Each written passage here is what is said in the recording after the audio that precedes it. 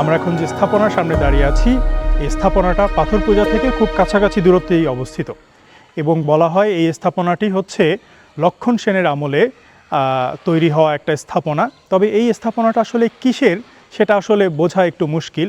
এটা কি সনাতন হিন্দু ধর্মাবলম্বীদের জন্য হচ্ছে বানানো স্থাপনা না মুসলিমদের বানানো, এই বিষয়ে আসলে একটা কনফিউশন আছে। আমরা আশেপাশে আসলে কোনো ধরনের সাইনবোর্ডও দেখি নাই যেখানে হচ্ছে কোনো ইনফরমেশন দেওয়া আছে। তবে স্ট্রাকচার দেখে মনে হচ্ছে যে কিছুটা মনে হচ্ছে মসজিদের মতো, যেহেতু এখানে আমরা একটা মিম্বার জাতীয় একটা কিছু দেখতে পাচ্ছিলাম। আমাদের স্থানীয় একজন লোক আমাদেরকে জানালো যে এটা হচ্ছে সনাতন হিন্দু ধর্মাবলম্বীদের শবাগার হিসেবে ইউজ হতো। আমরা আসলে এক্স্যাক্টলি বলতে পারছি না যে এই স্থাপনাটা আসলে কাদের বা কিসের উদ্দেশ্যে এই স্থাপনাটা করা হয়েছে।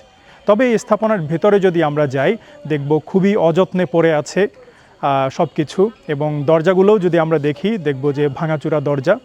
তো এই ইতিহাস এবং এই বিল্ডিংয়ের যে হচ্ছে রক্ষণাবেক্ষণ সেগুলো আসলে খুব যত্ন সহকারে করা উচিত বলে আমার মনে হয়। ভবনটি গৌড়ীয় আমলের অন্যতম একটি প্রাচীন নিদর্শন হিসেবে ধরা হয়। এটি বাংলার মুসলিম স্থাপত্যের সর্বপ্রথম অষ্টভুজী ভবনের নিদর্শন বলে অনেকে মত প্রকাশ করেছেন। প্রাচীন এ সমাধিসৌধটি স্থাপত্য শৈলীগত দিক থেকে সপ্তদশ শতাব্দীর দিকে মুঘল রীতিতে নির্মিত বলে অনেকে অনুমান করেছেন। তবে কী উদ্দেশ্যে ভবনটি নির্মিত হয়েছিল তা পরিষ্কারভাবে এখনও জানা যায়নি। স্থানীয়ভাবে ধারণা করা হয় এটি কোনো সমাধিসৌধ বা সমাধার ছিল। এই অক্টাগোনাল শেপ দেখে আসলে এটাকে মসজিদ বলাটা কিছুটা কঠিন, যেহেতু মসজিদের কাতারগুলো বেশ লম্বা হয়। এরকম চক্রাকারে যদি কোনো অক্টাগোনাল স্থাপনা থাকে সেটা মসজিদে কাতারের জন্য কিছুটা সমস্যা হতে পারে। তবে এই যে মিম্বারটা আমরা দেখতে পাচ্ছি, এইটা দেখে আবার মনে হচ্ছে যেটা মসজিদ হলেও হতে পারে। তবে এখানকার যে ইটগুলো, এই ইটগুলো পুরো বিল্ডিংয়ের ইটের চাইতে যথেষ্ট বড়। এটাও হতে পারে যে এই অংশগুলো পরবর্তীতে বানানো হয়েছে। তারপরে আমরা যদি এই দিকটাতেও দেখি, দেখব যে এইখানে কিছু ছোট ছোট ইট আছে, আবার কিছু বড় বড় ইট আছে। তো সম্ভবত এই পুরো স্ট্রাকচারটাই আবার রিনোভেশন করা হয়েছে বলে আমার মনে হয়। অবশ্য বর্তমানে সমাধিসৌধের কোনো চিহ্নই পাওয়া যায় না, কিন্তু চারপাশের দরজা দেখে মনে হয় এটা কোনো এক মাজার। এমনকি ঐতিহাসিক আবুল কালাম মোহাম্মদ জাকারিয়া ইমারতটিকে একটি মাজার বলে উল্লেখ করেছেন।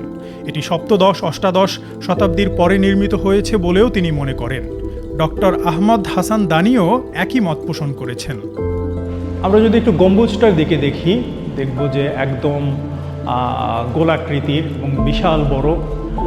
কিছু কিছু জায়গায় একটু ফাটল দেখা যাচ্ছে, তবে পুরোটার স্ট্রাকচার এখনও বেশ মজবুতভাবে দাঁড়িয়ে আছে।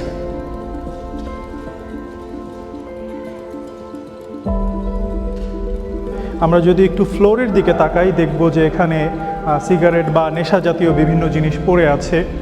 খুব সম্ভবত সন্ধ্যার পর বা রাত হলে এখানে নেশার আসর বসে বলে মনে হচ্ছে। এই হচ্ছে বাংলার ইতিহাসের অবস্থা। বাংলার ইতিহাসে সন্ধ্যার পর যেমন ঘনঘটা নেমে আসে বাঙালি জাতির উপর, ঠিক একইভাবে এই স্ট্রাকচারের মধ্যেও আমরা দেখতে পাচ্ছি যে বিভিন্ন ধরনের নেশা জাতীয় কাজ হয়ে থাকে।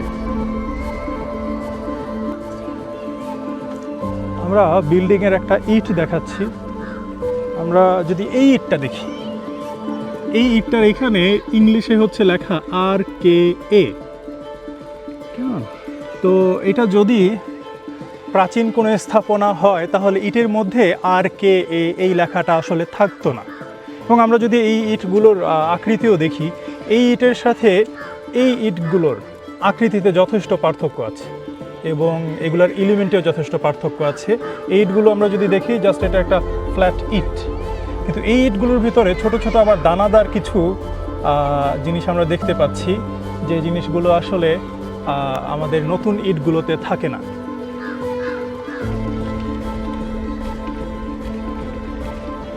তাছাড়া এখানে আমরা একটা বালু সিমেন্টের প্রলেপ দেখতে পাচ্ছি। এটাও আসলে প্রাচীন স্থাপনায় থাকার কথা না। তো পুরো স্ট্রাকচারটাই আসলে প্রাচীন যে স্থাপনা ছিল সেটাকে নতুন টেকনোলজি দিয়ে আবার রিনোভেশন করা হয়েছে বলে আমার মনে হয়। তবে দুর্ভাগ্যের বিষয়, এই ঐতিহাসিক ভবনটি পড়ে আছে অযত্ন আর অবহেলায়। সরকারি উদ্যোগের সংস্কার কাজ করা হলেও এর মান নিয়ে রয়েছে অনেক প্রশ্ন।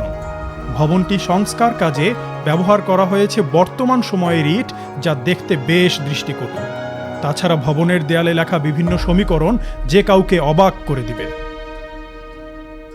R+A কি মহান ইতিহাস এখানে লুকিয়ে আছে। বাংলার প্রতিটা ঐতিহাসিক স্থাপনায় আমরা এই রকম বিভিন্ন সমীকরণ দেখতে পাবো। প্রেমিক প্রেমিকারা এখানে তাদের সমীকরণ এসে সম্ভবত মিলায়। বাংলার ইতিহাসের যে জটলা, সেটা হয়তো আমরা মেলাতে পারবো না, কিন্তু এই প্রেমিক প্রেমিকার যুগলের যে হচ্ছে পরিণতি, সেটা হয়তো বা এইভাবে লেখার মাধ্যমে তারা সমাধান করে। এ জাতীয় ভবনের ধারণাটি সম্ভবত তুগলক, সৈয়দ ও লোদি যুগে নির্মিত অষ্টভুজ সমাধিসৌধ থেকে এসেছে। মিহরাবের উপস্থিতি ভবনটিকে সমাধিসৌধ হিসেবে বিবেচনার ইঙ্গিত প্রদান করে। সুতরাং এটি যে একটি প্রাচীন মাজার বা সমাধিসৌধ তা নির্দ্বিধায় বলা যায়।